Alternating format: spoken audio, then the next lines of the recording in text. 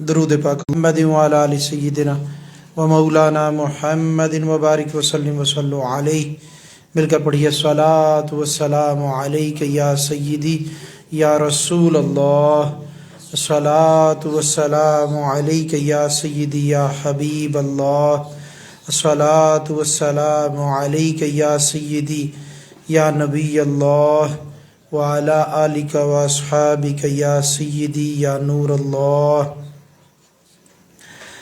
وعن انس قال كان رسول الله صلى الله عليه وسلم يكثر ان يقول يا مقلب القلوب ثبت قلبي على دينك فقلت يا نبي الله آمنا بك وبما جئت به فهل تخاف علينا قال نعم وإن القلوب بين أصبعين من أصابع اللہ یقلبها کیف یشاء.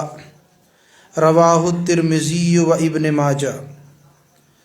روایت حضرت انس رضی اللہ تعالیٰ عنہ سے کہ حضور نبی کریم رحمت للعالمین صلی اللہ تعالیٰ علیہ وآلہ وصحبہ وسلم اکثر یہ فرماتے تھے: اے دلوں کے پھیرنے والے، میرا دل اپنے دین پر ثابت رکھ.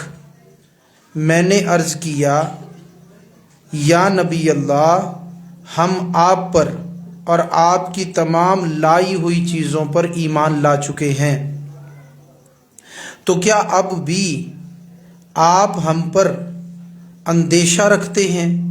فرمایا: ہاں، لوگوں کے دل اللہ کی انگلیوں میں سے 2 انگلیوں کے بیچ میں ہیں، جدھر چاہے انہیں پھیر دے.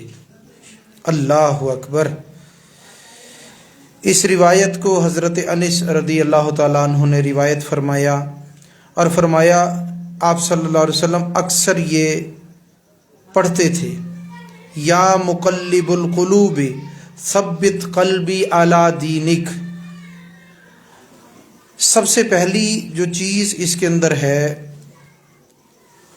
جس پر ہمیں گفتگو کرنی ہے وہ یہی چیز ہے کہ آپ کو معلوم ہے کہ انبیاء کرام علیہم السلام کا خاصہ ہے کہ وہ معصوم ہوتے ہیں. معصوم کا ذکر میں آپ لوگوں کو پہلے کر چکا ہوں. معصوم اس ہستی کو کہتے ہیں جس سے گناہ کا ہونا ممکن ہی نہ ہو. انبیاء کرام تمام ہستیاں بلا شک و شبہ معصوم ہیں، ان سے گناہ کا صدور ہونا یہ ناممکن ہے. ساتھ یہ بھی سمجھ لیں بعض انبیاء کرام علیہم السلام ایسے بھی ہیں جن کو عمر کے کسی حصے کے اندر، زندگی کے کسی مرحلے میں میرے دوستو اللہ تبارک و تعالیٰ نے نبوت عطا فرمائی ہے. لیکن یاد رکھیں کہ نبوت اگرچہ جس مرحلے یا زندگی کے جس حصے میں بھی اللہ نے عطا فرمائی ہو، جیسے حضرت ہارون علیہ السلام، حضرت موسیٰ علیہ السلام نے دعا فرمائی، ہارون علیہ السلام کو نبوت ملی. خود حضرت موسیٰ علیہ السلام کو زندگی کے ایک مرحلے میں جا کر نبوت ملی، ایک عمر کا خاص حصہ پھر اللہ تعالیٰ نے نبوت سے آپ کو سرفراز فرمایا. تو کئی انبیاء ایسے ہیں جن کو اللہ تبارک و تعالیٰ نے نبوت عمر کے کسی بھی مرحلے میں عطا فرمائی ہے. اور ہمارے نبی کریم علیہ الصلاۃ والتسلیم کی ذات والا صفات، یہ جو لوگ کہتے ہیں نا بھئی 40 سال کی عمر میں آپ کو نبوت عطا ہوئی ہے، یہ بات بالکل بے اصل ہے، اس میں کوئی سچائی نہیں ہے. بلکہ 40 سال کا عرصہ جو ہے نا، جو 40 سال میں ایک واقعہ ہوا، حضور علیہ الصلاۃ والسلام نے صفا پر تشریف لے جا کر لوگوں کو اللہ کی جانب بلایا، اسلام کی دعوت دی، باقاعدہ اعلان نبوت فرمایا. تو صحیح یہ ہے کہ 40 سال کی عمر پاک میں آپ نے اعلان نبوت فرمایا ہے، نہ کہ آپ کو نبوت ہی 40 سال کی عمر میں ملی ہو. آقا علیہ الصلوۃ والسلام کی احادیث میں متعدد احادیث موجود ہیں. فرمایا کنت نبی و آدم بین الماء والتین،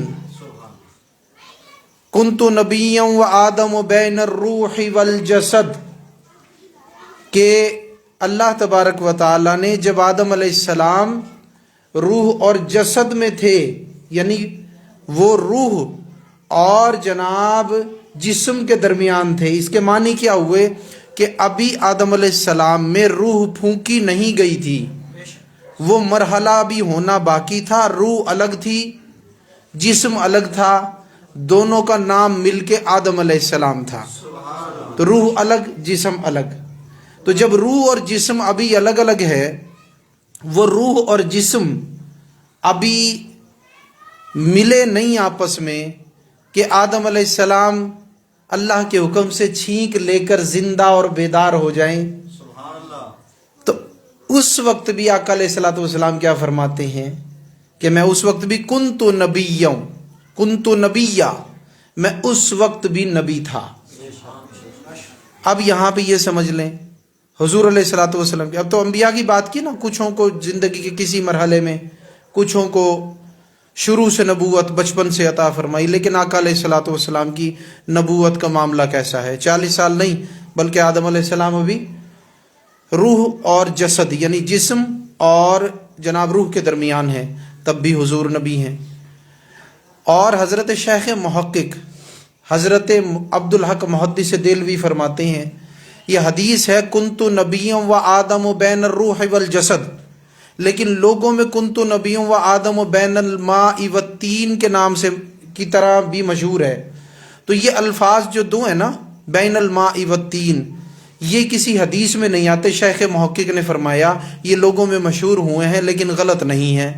لیکن اصل حدیث کیا ہے کہ آدم علیہ السلام ابھی بین الروح والجسد، یہ حدیث کے الفاظ ہیں. تو اس میں ایک چیز جو نہایت قابل غور ہے، جس پہ سب کو غور کرنا چاہیے اور اس کو اپنے دل میں بٹھا لینا چاہیے، وہ کیا ہے کہ جب آپ نے فرمایا کہ آدم ابھی جو ہے وہ روح اور جسم کے درمیان تھے، میں اس وقت بھی نبی تھا.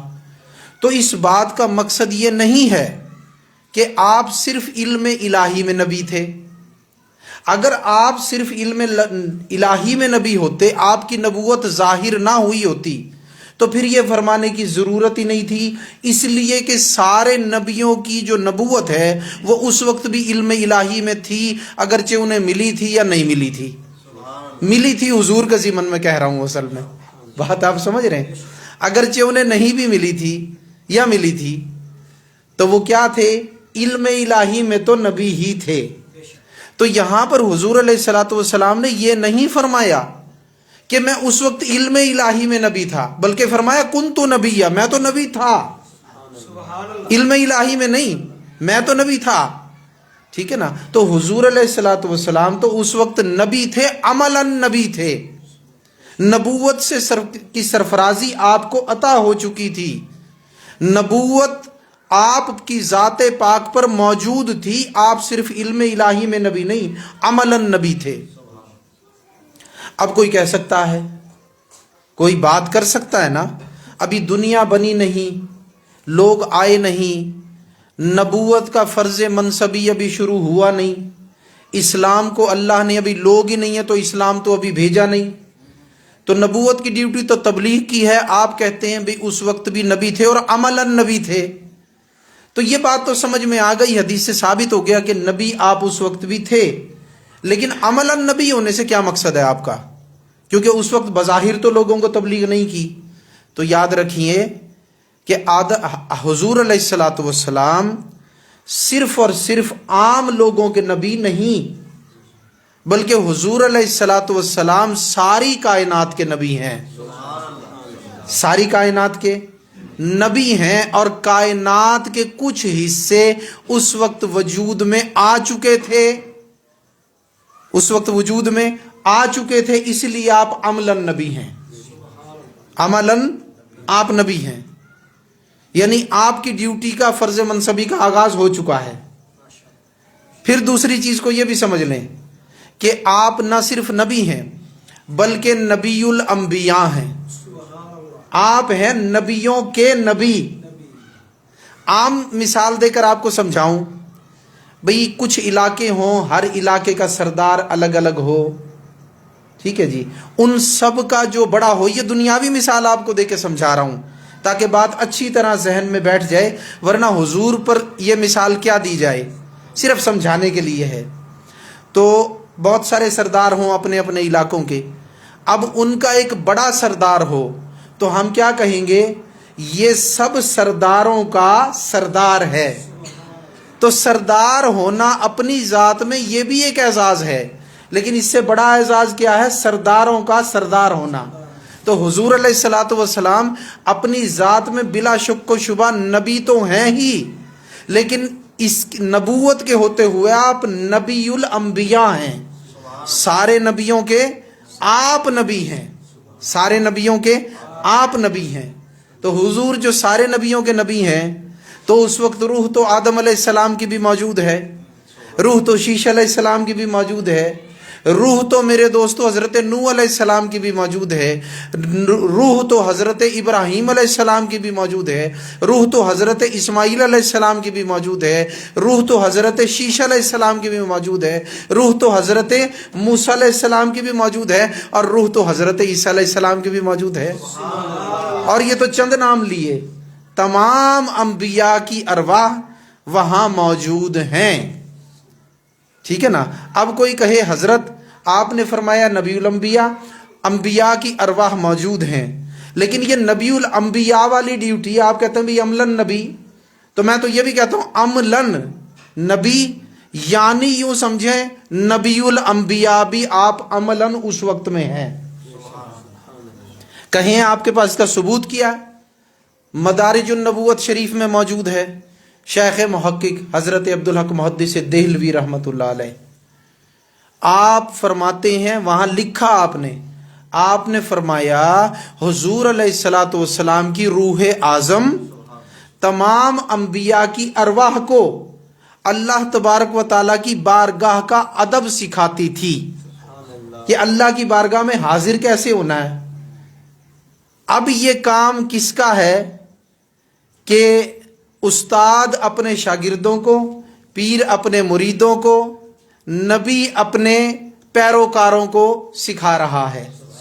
حضور انبیاء کے استاد بھی ہیں، حضور سارے نبی مرید ہیں، حضور ان کے پیر بھی ہیں، اور آپ ان کے نبی بھی ہیں، اس لیے تمام ارواح حضور کی بارگاہ میں با ادب موجود ہوتی ہیں، اور ہر روز ہی، اور اللہ ہی جانتا ہے وہ کتنے روز، اور وہ ایک روز کتنے سال کا، اور کروڑوں گزرے یا اربوں یا ہزاروں کتنے سال گزرے، واللہ عالم، اللہ جانتا ہے۔ اب اس عرصے میں حضور کی روح کے پاس سارے انبیاء کی ارواحیں حاضر ہوتی ہیں، نبی الانبیاء اللہ کی بارگاہ میں جانے کا ادب اور طریقہ انبیاء کو سکھا رہے ہیں۔ تو عملاً نبی ہوئے کہ نہیں؟ عملاً نبی، عملاً نبی، عملاً نبی الانبیاء۔ تو حضور اس وقت بھی عملاً نبی تھے، آپ کی ڈیوٹی اس وقت بھی شروع ہو چکی تھی، ٹھیک ہے نا۔ جو میں نے کہا ساری کائنات کے آپ نبی ہیں، اور کائنات کے کچھ حصے اس وقت بن چکے تھے، تو جو حصے بن چکے تھے ان کے بھی تو آپ نبی ہیں۔ حضور علیہ الصلوۃ والسلام یاد رکھیں آپ لوح کے بھی نبی ہیں، لوح اس وقت موجود تھی۔ آپ قلم کے بھی نبی ہیں، قلم اس وقت موجود تھی۔ آپ میرے دوستو عرش کے بھی نبی ہیں، عرش بھی اس وقت موجود تھا۔ یاد رکھیں عرش یہ اللہ کی مخلوق ہے، تو جو چیزیں اللہ کی مخلوق ہیں وہ سب حضور کی نبوت کے زیر تابع ہیں، وہ سب حضور کی نبوت ان سب پر حاوی ہے، وہ نبوت کی ڈیوٹی میں شامل ہیں۔ تو اس لیے میرے دوستو اس وقت قلم بھی تھا، اس وقت عرش بھی تھا، اس وقت لوح بھی تھی، اور اس وقت پانی بھی تھا۔ حضور پانی، مٹی، آگ، ہوا، جن و انس، فرشتے، عالم नासूत, आलम मलाकूत, आलम जबरूत, आलम हाहूत, जितने आलमीन नासूत के अलावा उस वक्त मौजूद होते गए, सब पर हुजूर की नबूवत हावी होती गई। यूं समझें कि नबूवत पहले से आ चुकी है और कायनात बनती जाती है, हुजूर की नबूवत उस पर हावी होती जाती है। बात आपके समझ में आई? तो हुजूर अलैहिस्सलातु वस्सलाम उस वक्त भी नबी हैं, ठीक है ना। और दीगर अंबिया के बारे में बता चुका हूं कि दीगर अंबिया जितने भी हैं उनको, उनमें से नबूवत किसी को बचपन में मिली। हज़रत ईसा अलैहिस्सलाम को अल्लाह ने झूले में नबी कर दिया। हज़रत यूसुफ अलैहिस्सलाम को कुएं में नबूवत अता कर दी। हज़रत मूसा अलैहिस्सलाम को उम्र के एक मरहले में जाकर फिर जनाब तूर पर बुलाकर, बल्कि वो तूर की वादी के अंदर जब अल्लाह तबारक व तआला की जानिब से निदा हुई, आपको अल्लाह ने नबूवत और रिसालत से हमकिनार फरमाया। तो उम्र के जिस हिस्से में भी नबूवत अता हो, याद रखें हज़रत यूसुफ अलैहिस्सलाम के जो भाई हैं अल्लाह ने उनको भी नबूवत अता फरमाई।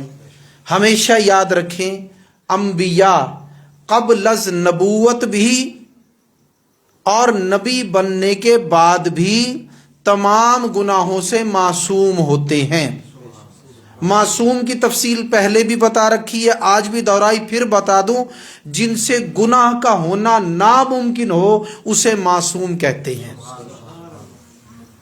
बात आपके समझ में आई? मासूम कहते हैं, या मासूम एक ऐसी चीज है गुनाह का होना नामुमकिन है, ठीक है ना। अब आ जाए इस हदीस की तरफ थोड़ी ये बात समझा कर कि हुजूर अलैहिस्सलातु वस्सलाम अक्सर ये फरमाते थे, सहाबाए किराम हज़रत अनस रज़ियल्लाहु अन्हु फरमाते हैं, या मुक़ल्लिबुल क़ुलूब सब्बित क़ल्बी अला दीनिक। अब इसका तर्जुमा क्या है? ए दिलों को फेरने वाले, मेरा दिल अपने दीन पर साबित कदम रख। हुजूर अलैहिस्सलातु वस्सलाम के इन मुबारक अल्फाज के बावजूद, इन मुबारक अल्फाज के बावजूद कि आपने फरमाया कि मेरा दिल अपने दीन पर साबित रख, इन अल्फाज के बावजूद जो बुनियादी चीज़ है उसकी जानिब रुजू करेंगे। बुनियादी चीज़ क्या है? नबी है मासूम, ना नबी गुमराह हो सकते हैं, ये बात ही ख़त्म है। बात आपके समझ में आ रही है? गुमराही अंबिया पर नहीं आ सकती। नाउज़ुबिल्लाह, ये अंबिया के जो दिल हैं, कोई ऐसी बात नहीं कि गुमराही की तरफ चले जाएं। इनके दिल पे कभी गुमराही नहीं आती, कभी गुनाह नहीं होता इनसे, कभी ये नाउज़ुबिल्लाह भटकने वाली कोई बात नहीं। तो अंबिया ना भटकते हैं, ना उनसे गुनाह होता है, ना बहकते हैं, ना मेरे दोस्तों जो है वो हिदायत से अलग होते हैं, ना उनका दिल कभी हिदायत से फिरता है। ये सारी चीज़ें ही नामुमकिन हैं। और इस बात पर ईमान लाना ये ईमानियात के रुकन से रुकन आज़म है कि हुजूर अलैहिस्सलातु वस्सलाम ना सिर्फ मासूम हैं, बल्कि जैसे सैयदुल अंबिया हैं, जैसे नबीउल अंबिया हैं, बिल्कुल इसी तरह आप सैयदुल मासूमीन हैं।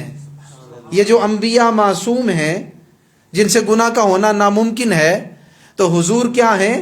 जिनसे गुनाह का होना नामुमकिन है, उनके सरदार हैं, उनके सरदार हैं। तो सरदार को तो बदरजे उत्तम हर मर्तबा हासिल होता है। तो इसलिए आप सैयदुल मासूमीन हैं, मासूमों से तो गुनाह हो ही नहीं सकता। इस दर्जे के ऊपर सबसे ऊपर आप फाइज हैं, ठीक है ना। तो अब याद रखें, हुजूर ने जो ये अल्फाज फरमाई है ना, इन अल्फाज को कोई बंदा आड़ बनाकर ये ना कहे कि हुजूर नाउज़ुबिल्लाह अपने बारे में डरते थे। ये इस दौर में इस किस्म की बातें बदअकीदगी की पाई जाती हैं। कोई ये ना कहे, क्यों कि ये बात बजाते खुद गुमराही है। जो बंदा ये बात करता है कि नाउज़ुबिल्लाह जी हुजूर अपने बारे में किसी, मैं ज़ुबान से अल्फाज नहीं, आप समझ लें, ठीक है ना जी, किसी चीज़ से डरते थे, नाउज़ुबिल्लाह राह से हटने से, इन चीज़ों से। भाई कायनात का मालिक अल्लाह ने मेरे हुजूर को बनाया, सैयदुल मासूमीन बनाया, सारा कुछ तो आके टिका हुजूर पर, सारा कुछ तो आके टिका हुजूर पर। हुजूर मरकज़े अंबिया, ٹھیک ہے نا جی. تو جب انبیاء کو اتنا مضبوط بنایا تو مرکز کو اللہ نے کیسا بنایا ہوگا؟ کوئی اندازہ کر سکتا ہے؟ انبیاء کی معصومیت کا کما حقہ ادراک کرنا کسی غیر نبی کے لیے ممکن نہیں ہے.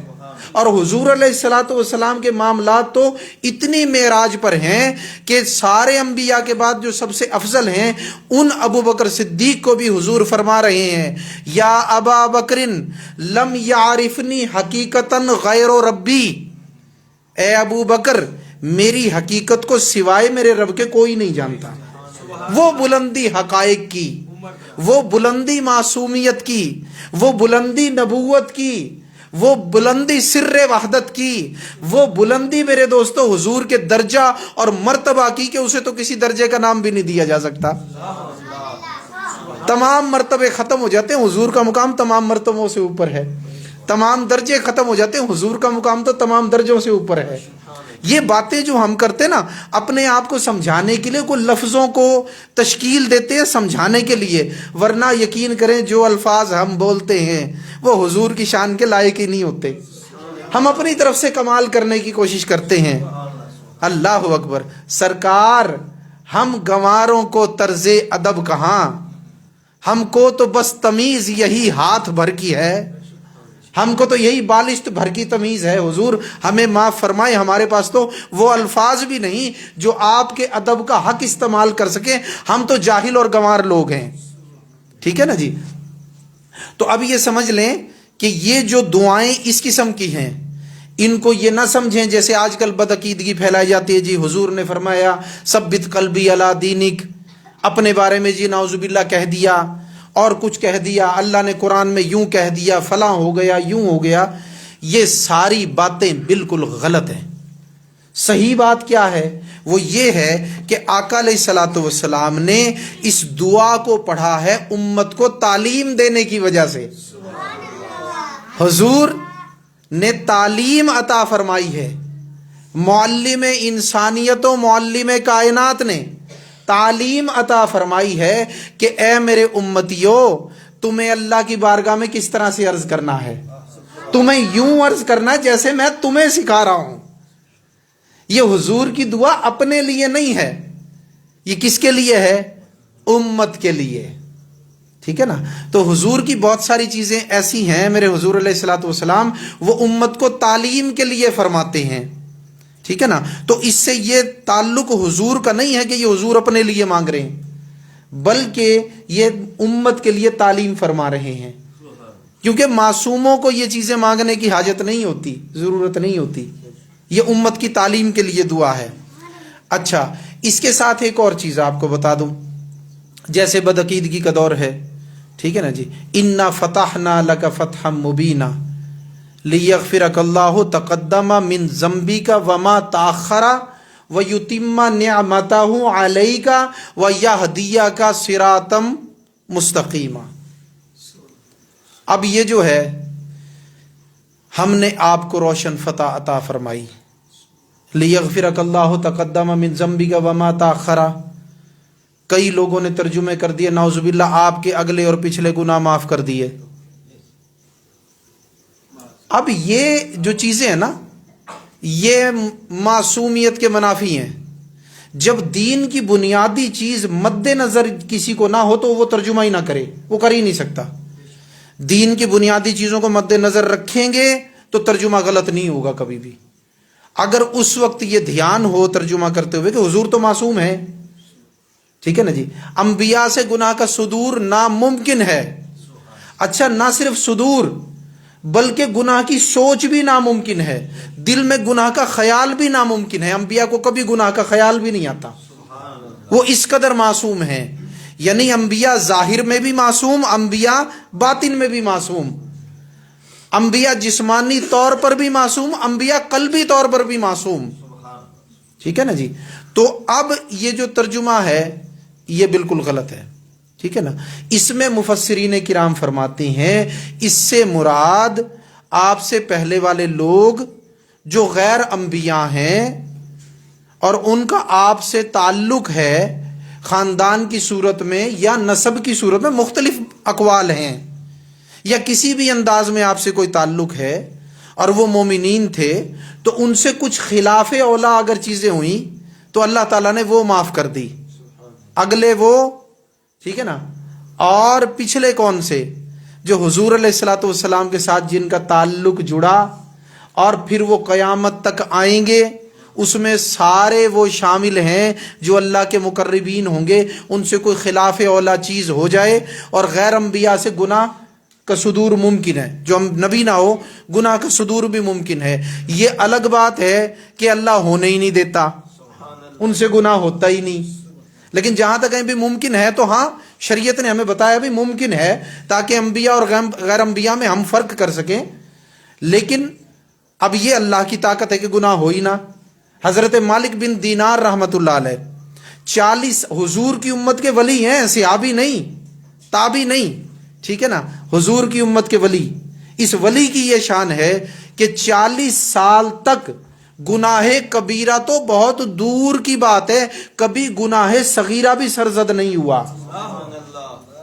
فرشتہ فارغ بیٹھا رہا گناہ لکھنے والا کہ میں کیا لکھوں، 40 سال تک۔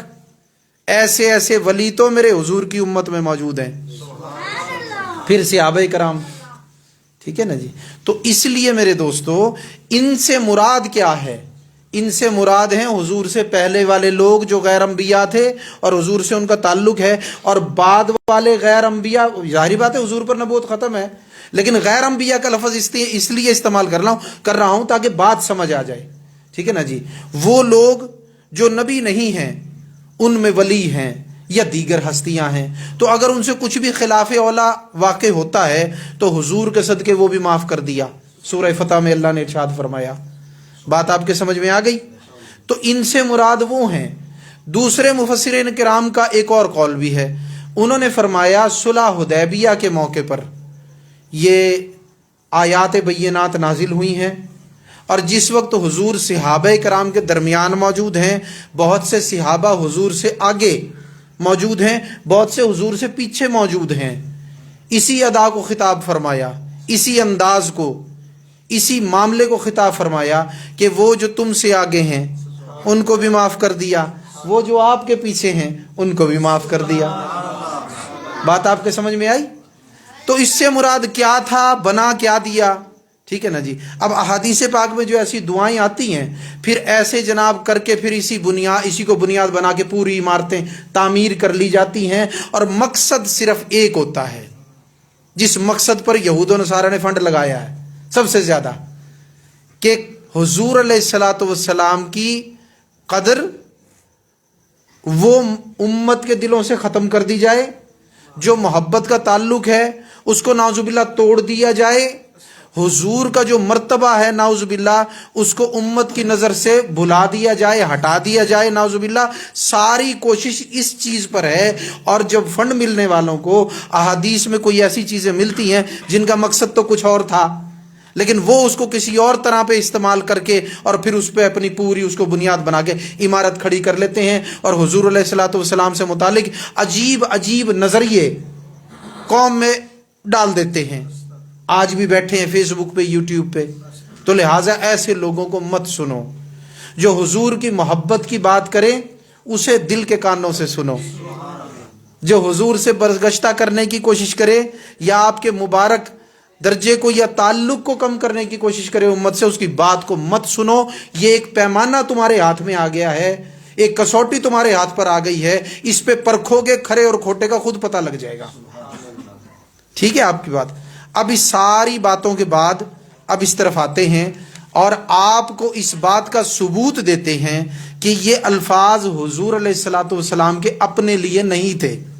اس کا ثبوت آپ کو اسی حدیث سے دیتے ہیں، ٹھیک ہے نا۔ یہ تو ساری باتیں کی نا، جنرل طور پہ ساری باتیں کر لی، لیکن اب اس بات کا ثبوت کہ یہ دعا حضور نے تعلیم امت کے لیے عطا فرمائی ہے اپنے صحابہ کرام کو، یہ حضور کی یہ دعا اپنے لیے نہیں ہے، حضور نے جو یہ تعلیم فرمائی ہے اس کا ثبوت اس حدیث میں دیتے ہیں آپ کو۔ اب آپ ذرا ترجمہ غور سے سنیں گے، آپ کو ثبوت ملے گا۔ حضرت انس، روایت ہے حضرت انس رضی اللہ تعالیٰ عنہ سے، حضور نبی کریم صلی اللہ علیہ وسلم اکثر یہ فرماتے تھے، یا مقلب القلوب ثبت قلبی علی دینک، یعنی اے دلوں کے پھیرنے والے، میرا دل اپنے دین پر ثابت رکھ۔ بات آپ کی سمجھ میں آ گئی؟ اب اگلی بات سنیں، آپ کو بات سمجھ میں آ جائے گی کہ حضور کی نے یہ اپنے لیے نہیں امت کے لیے فرمایا۔ میں نے عرض کیا، کس نے؟ حضرت انس نے۔ میں نے عرض کیا، کس نے؟ صحابی نے۔ میں نے عرض کیا، کس نے؟ وہ جو حضور کے معاملات کو جانتے ہیں انہوں نے۔ میں نے عرض کیا، یا نبی اللہ، ہم آپ پر اور آپ کی تمام لائی ہوئی چیزوں پر ایمان لا چکے ہیں، تو کیا اب بھی آپ کو ہم پر اندیشہ ہے؟ بات آ رہی ہے سمجھ میں نہیں آ رہی؟ یعنی اگر تو وہ یہ سوال کرتے آگے، حضور یہ دعا آپ مانگ رہے ہیں، یہ دعا آپ کیوں مانگ رہے ہیں؟ کوئی ایسی بات نہیں۔ ان کو پتہ یہ دعا حضور کے لیے نہیں ہے، یہ تو حضور تعلیم ہمیں فرما رہے ہیں، تو اپنی بات کر رہے ہیں وہ کہ ہمارے لیے جو دعا آئی ہے، حضور جو اب یہ الفاظ فرما رہے ہیں یہ جو ہمارے لیے ہے، کیونکہ حضور کے لیے تو ہے نہیں، یہ حضور تو معصوم ہیں، ٹھیک ہے نا جی؟ تو یہ جو ہمارے لیے ہے، پھر میں پوچھوں تو وہ کہتے ہیں، یا نبی اللہ، آپ ہم پر اور ہم آپ پر اور آپ کی لائی ہوئی ساری چیزوں پر ایمان لا چکے، تو کیا اب بھی آپ کو ہم پر اندیشہ ہے؟ ٹھیک ہے نا؟ تو اس سے کیا پتہ چلا؟ ثبوت اسی حدیث سے مل گیا نا بھائی، جب یا مقلب القلوب ثبت قلبی علی دینک دعا مکمل ہوئی۔ صحابی کا قول ہے یہاں پہ، یا نبی اللہ، اے اللہ کے نبی، آمنا، ہم آپ پر ایمان لائے، آمنا بکا و بما جئتا، کہ جو کچھ آپ لائے آپ پر بھی اور ان چیزوں پر بھی ہم ایمان لے آئے۔ بِهِ فَهَلْ تَخَافُوا عَلَيْنَا، کیا آپ کو ہمارے بارے میں ابھی بھی خوف ہے جو یہ دعا پڑھ رہے ہیں، ہمیں یہ دعا بتا رہے ہیں؟ کیا آپ کو ہمارے بارے میں خوف ہے؟ اگر صحابی کا عقیدہ یہ ہوتا کہ انبیاء معصوم نہیں ہوتے، یا یہ عقیدہ ہوتا یہ دعا حضور کے اپنے لیے ہے، تو وہ یہ عرض کرتے، حضور آپ کو اپنے لیے خوف ہے۔ یہی بات تھی، کچھ اور تھی، چھوٹی سے عقل رکھنے والا بھی اس چیز کو سمجھ لے گا، یہی بات تھی، کچھ اور تھی۔ حضور سے یہ دریافت، حضور کیا آپ اپنے لیے خوف رکھتے؟ نہیں، یہ نہیں پوچھا، کیونکہ انہیں پتا حضور کے بارے میں خوف والی بات کوئی نہیں، ہمارے بارے میں ہو سکتی ہے۔ اگر یہ دعا فرما رہے تو کوئی خوف والی بات حضور کو ہمارے بارے میں ہے، ٹھیک ہے نا جی؟ تو پوچھا کہ حضور کیا اب بھی فَهَلْ تَخَافُوا عَلَيْنَا، آپ ہم پر خوف رکھتے ہیں، ہمارے بارے میں ڈرتے ہیں اللہ سے کہ کچھ مسئلہ نہ ہو جائے؟ تو آپ نے کیا فرمایا؟ اب یہ بات ہمارے لیے عبرت والی ہے، کیونکہ سارے صحابہ اولئک ھم الفائزون، اللہ نے مرتبے عطا فرمائے، مرتبوں پر فائز فرمایا، ان کو وہ عہدے عطا فرمائے جو غیر انبیاء میں سے سوائے صحابہ کے کسی کو نہیں دیے، سوائے اہل بیت کے کسی کو نہیں دیے، اور اہل بیت بھی صحابہ اور صحابیات ہیں۔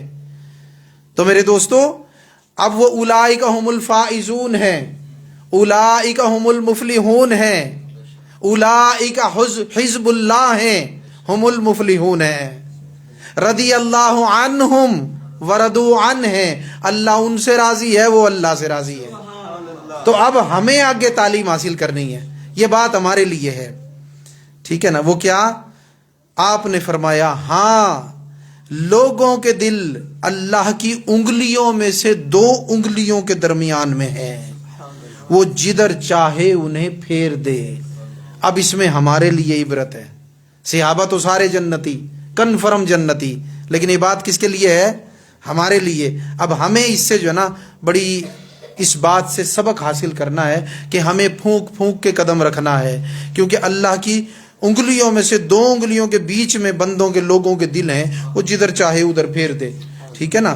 تو ہمیں قدم پھونک پھونک کر رکھنا ہے، کہیں خدا نہ خواستہ کوئی ایسی چیز نہ ہو جائے جو اللہ کو ناپسند ہو، اور وہ خدا نہ خواستہ ایسا نہ ہو کہ ہمارے دل کو بدل دے، پھر نیکیاں کرنے کو دل نہ کرے، پھر دین پر رہنے کو دل نہ کرے، پھر دل گمراہی میں چلا جائے۔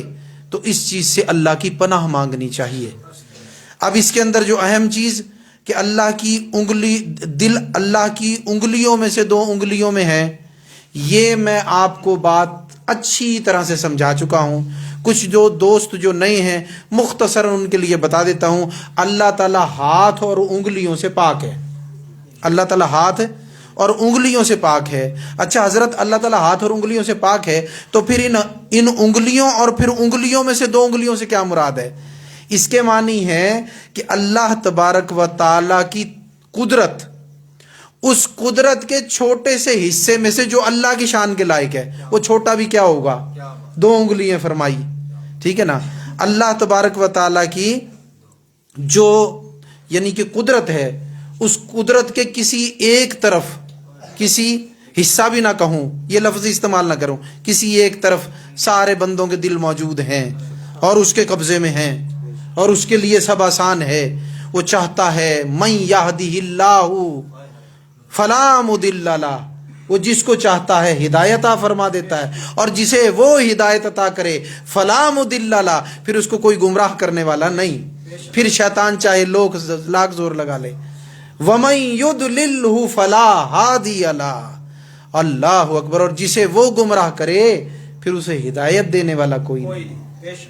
تو بس دعا یہی کرنی چاہیے کہ اللہ ہمیشہ ہمیں ہدایت پر رکھے، اور یہ دعا پڑھنی چاہیے یا مقلب القلوب ثبت قلبی علی دینک، اے اللہ تو اپنے دین پر ہمارے قلب کو ثابت قدم رکھ، ثابت رہے ہمارا قلب، اس پر قائم رہے دین پر.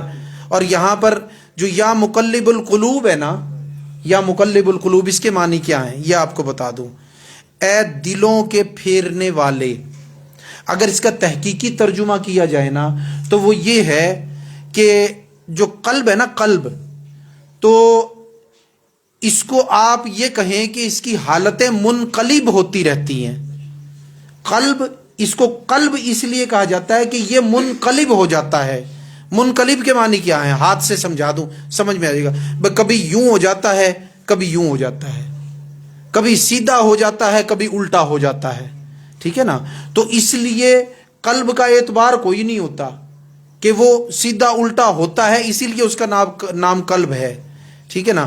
اور یہاں پر جو یا مقلب القلوب حضور نے فرمایا ہے امت کی تعلیم کے لیے، اس کے معنی یہ ہے کہ چونکہ اللہ دلوں کو پھیر دیتا ہے گمراہی سے ہدایت کی جانب، ہدایت سے گمراہی کی جانب، تو اللہ ہم یہ اقرار کرتے ہیں کہ تیری 2 انگلیوں کے بیچ میں سب کے دل ہیں، تیری زیر قدرت ہیں سب کے دل، تیرے قبضہ قدرت میں ہیں، تو جدھر چاہے ادھر پھیرنے والا مقلب القلوب والابصار ہے، تو جدھر چاہے دلوں کو، آنکھوں کو پھیر دیتا ہے. تو یا اللہ ثبت قلبی علی دینک، میرے دل کو گمراہی کی طرف مت پھیرنا، اسی ہدایت کی طرف رکھنا.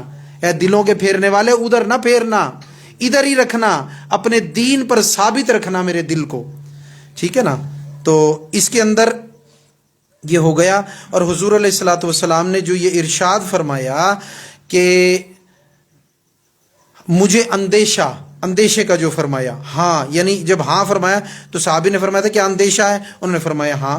تو اس کے معنی کیا ہیں کہ حضور کا اندیشہ درست ہے، حضور کا اندیشہ درست ہے، کیونکہ اللہ نے غیب کا علم عطا فرمایا، آنے والے زمانوں کا، حضور کے زمانے کا، پچھلے زمانوں کا، سارے واقعات کا، سارے لوگوں کا علم عطا فرمایا، سب کے بارے میں آپ کو معلوم ہے. ہم وہ کتاب والی بات تو پڑھ چکے ہیں نا. تو پھر حضور کو جب سب کا معلوم ہے تو حضور کو یہ بھی معلوم ہے کہ کچھ لوگ گمراہ بھی ہوں گے، کچھ گمراہی سے ہدایت پر بھی آئیں گے، کوئی ہدایت سے گمراہی کی طرف بھی جائیں گے، کوئی عمر کے ساری عمر نیکی پر رہیں گے، اخیر میں گمراہ ہو جائیں گے. اور یہ بھی معلوم ہے کہ کچھ ساری عمر گمراہ رہیں گے، اخیر میں نیکی پر آ جائیں گے. حضور کو سارے حالات معلوم تھے، اسی لیے حضور نے فرمایا ہاں مجھے اندیشہ ہے. اور اندیشہ کیوں ہے کہ اللہ کی 2 انگلیوں کے درمیان، انگلیوں میں سے 2 انگلیوں کے درمیان لوگوں کے دل ہیں، اور وہ جدھر چاہے ادھر پھیر دے.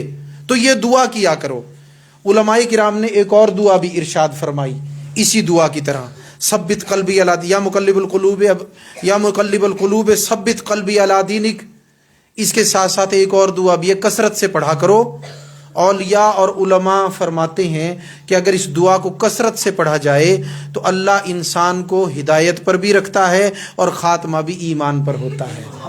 وہ دعا کون سی ہے جو کثرت سے پڑھنی چاہیے؟ ربنا لا تزغ قلوبنا بعد اذ ہدیتنا وہب لنا من لدنک رحمہ انک انت الوہاب۔ ربنا لا تزغ قلوبنا بعد اذ ہدیتنا، اے اللہ ہمارے دلوں کو مت پھیر بعد ہدایت دینے کے گمراہی کی جانب، ٹھیک ہے نا؟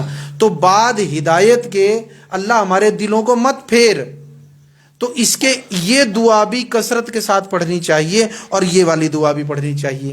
یا مقلب القلوب ثبت قلبی علی دینک ربنا لا تزغ قلوبنا بعد اذ ہدیتنا وہب لنا من لدنک رحمہ انک انت الوہاب۔